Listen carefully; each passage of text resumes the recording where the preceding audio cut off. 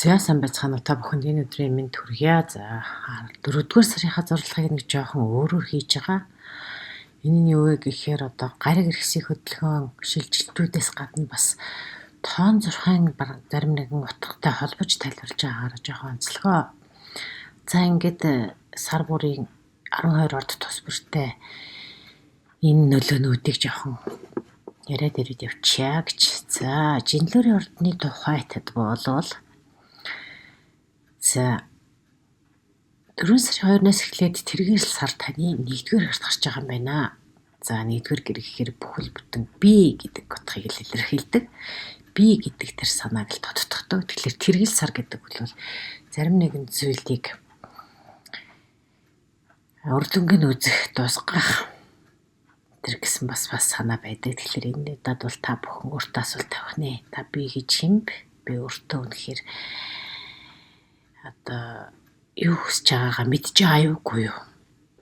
Өөрийнхөө хүслийн эсрэг явж гин хүслийнхаа төлөө явж гин эсрэг явж гин хүсэл юу ах вэ? Та өөрийнхөө зорилго гэвэл илүү оновчтой юм уу да?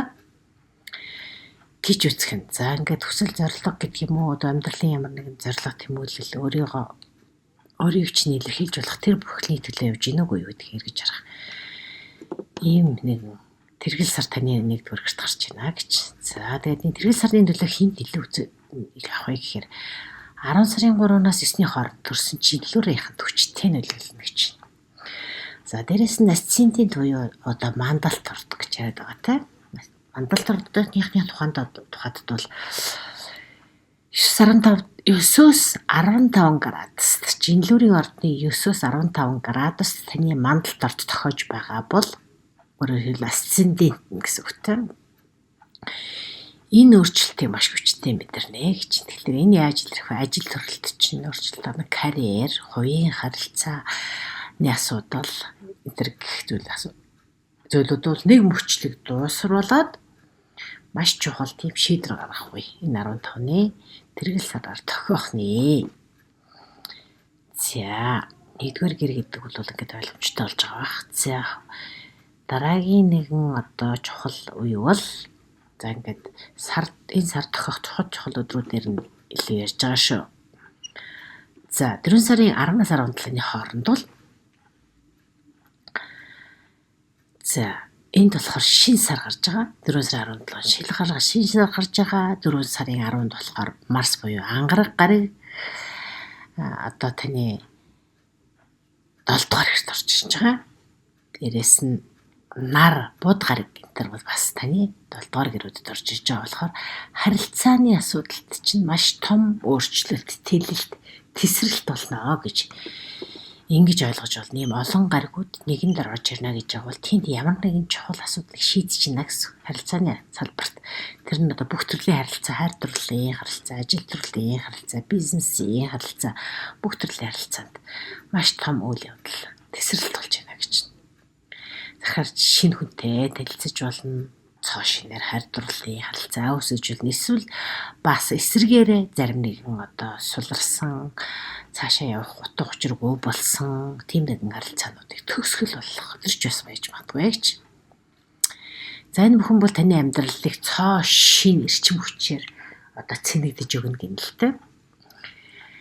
За тэгээд дээрэс нь энд бол бас харилцааны зарим нэгэн одоо салбарт тийм ангаах, эдгэх зарим нэгэн зүйлийг одоо сайжруулах, засах энэ салбарт нөлөөлөх нэг гариг байна гэж байна. Энэ нь болохоор Хирон гэж байгаа. За Хирон гэдэг гарыг бол бас бид нар нэг тэр болгон ярьдаггүй. Ялангуяа дорны зурхаачд бол их ярьдаггүй. Харин барууныхан бол нэлээд Хирон гэдэг энэ бол ангаагч гариг.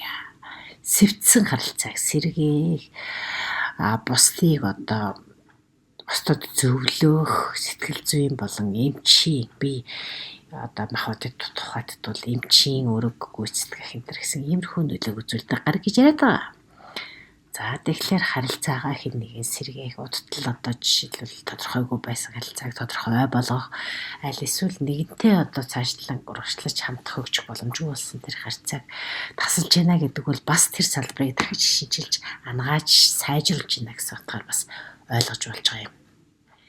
За дараагийнх нь бол дараагийнх нь нэг чухал өдөр 4 сарын 21 Энэ нар таны 8 дугаар гэрт шилжиж байна. За 8 дугаар гэр гэдэг үйл бол хамтын өмч хөрөнгө. Бусдын нөөц тэр одоо санхүүгийн нөөц боломж энтрийг тантай хуваалцах тэр нэгэн завшаан. Жишээлбэл тэтгэлэг хөтөлбөрт хамрагдчих одоо жишээлбэл төрөөс та тэтгэлэг авч сурдаг ч юм уу. Эсвэл одоо тэр төсөл зарим нэгэн санхүүжилт авдаг ч юм уу. За аль эсвэл банкны зээл одоо бизнесээ явуулахад хэрэгтэй зээл олддог ч юм уу. Эсвэл татвруулаад даатгалын тэр сангаас танд мөнгө олгодог ч юм уу. Тэр эсвэл та өв залгамжлалын асуудлыг одоо шийддэг.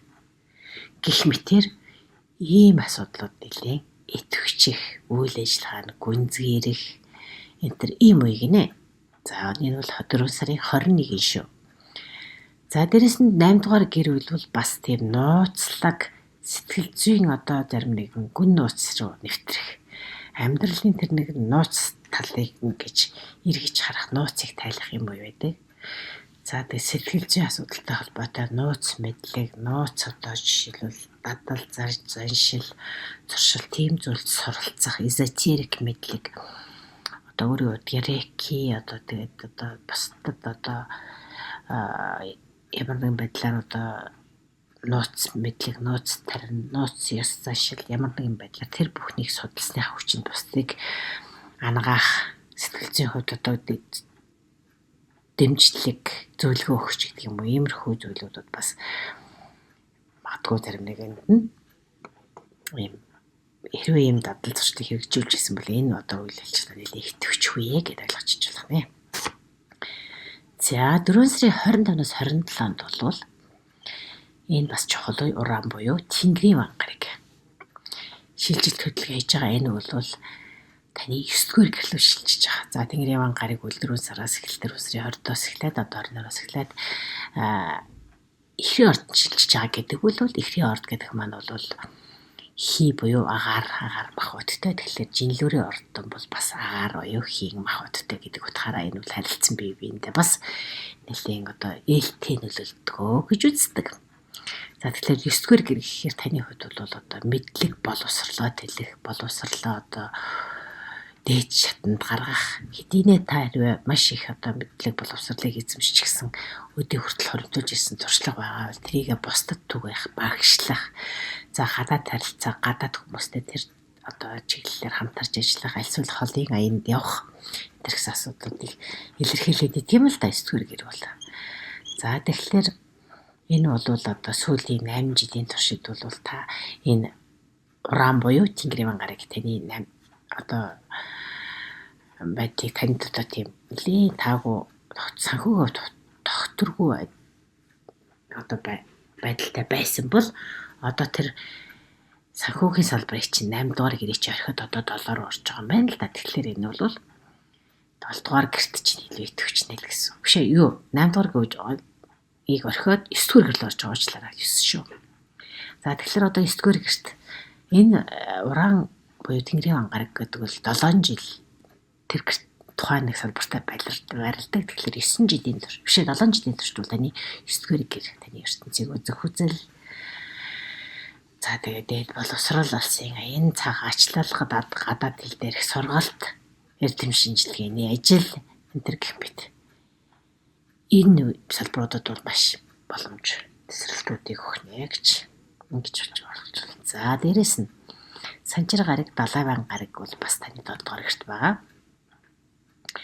Тэгэхээр 7 дугаар гэр бүлээр маш олон өөрчлөлтийн жил байна гэж үзэж болно. За энэ өөрчлөлтүүдийг эхлэл бол одоо ингээд 4 сараас эхлээд үргэлжлүүлж явчихж байгаа гэсэн үг. За дараагийн нэг зүйл бол танд түрүүнээс хойш хамгийн ихэнтэй амлсан ёсоор тоон зурхай. Тоон одоо утгатай чинь танд хэрэг яаж авцалдах вэ гэдэг хэрэг. За тэгэхээр гал морин жилийг тоон зурхайд холбоод нэг тайлбарчихсан хэсэг байгаа. Та тэр нэг эргээд ороод үзчих юм бол та энэ жилийн таны энэ жилийн хувийн тоо хэд вэ гэдгийг бол та тэндээс ойлгоцсон байгаа тийм ээ.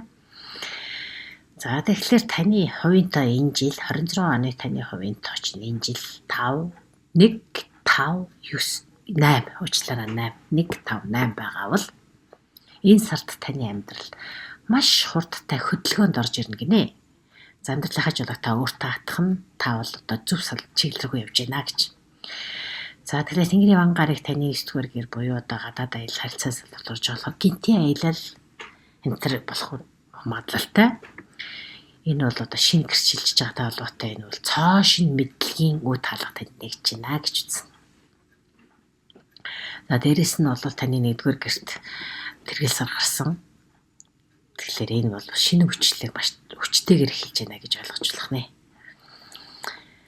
За тэгэхээр энэ 1 5 8 гэсэн тоотой хүмүүсийн хувьд бол хуучийн харилцаа санхүүгийн тогтворгүй байдлаасаа бол одоо бүр бүсэн салж байна.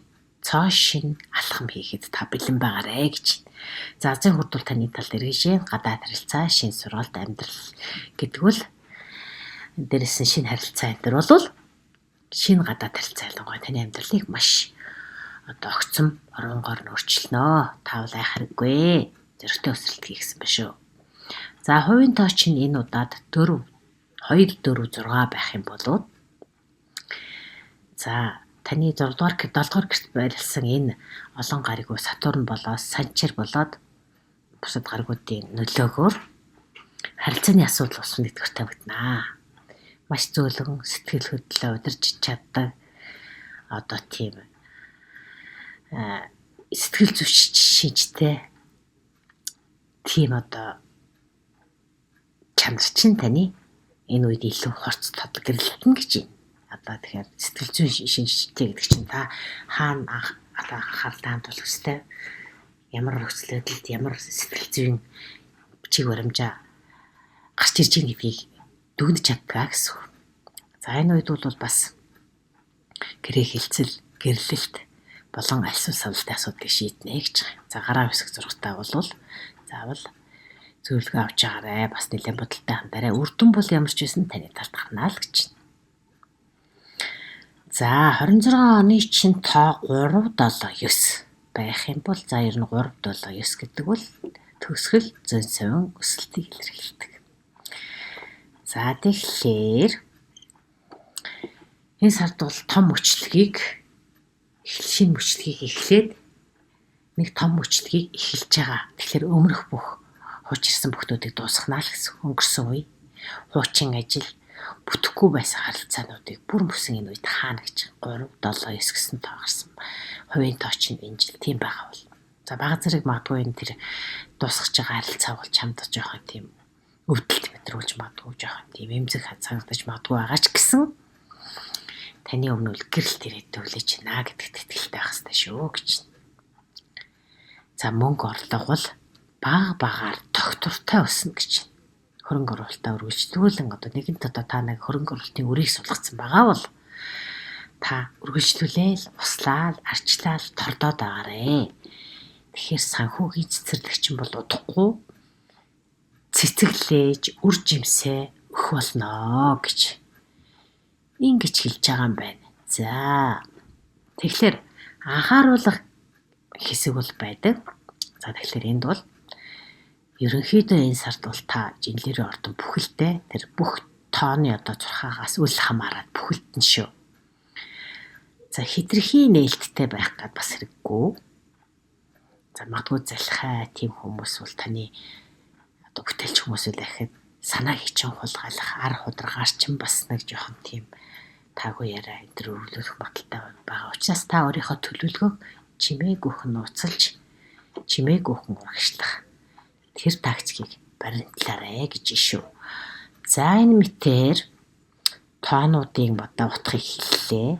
За тоон зурхаач одоо юу болоо явчих вэ энэ гэж гинт энийг анхудаа сонсож байгаа хүмүүс байгаа бол одоо миний энэ оруулж байгаа подкастад гал морин жилийг тоон зурхаатай холбож тайлбарласан байгаа. Мөн өнгөрсөн жилийн бас одоо жилийн өмнөх анх энэ подкастыг эхэлж явах үед бас хувь тавилангийн кодотоо мэдтгүү гэсэн нэг бас нэг тийм подкаст оруулсан байгаа. Тэрийг бас харж хад илүүдэхгүй.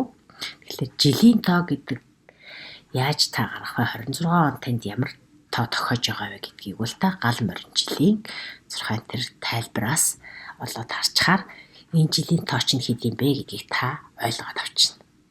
За ингээд та энэ тоон зурхай таны амьдралд ямар нэгэн байдлаар таарч гэнэ үү? Зурхай одоо энэ тоон болон астрологийн одоо энэ гар хэрэгслийн хөдөлгөөн энэ бүхэн таарч гэнэ үү гэдгийг бас мессеж комент хэсэгт бичээрэй.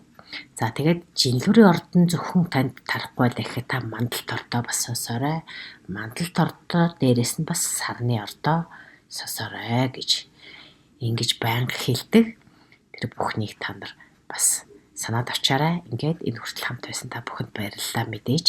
Энэ талаар өөрийнхөө саналуудыг бичвэл лайк, шеэр, subscribe дарж дэмжээрэй. За дараа уулзъя. Баяртай.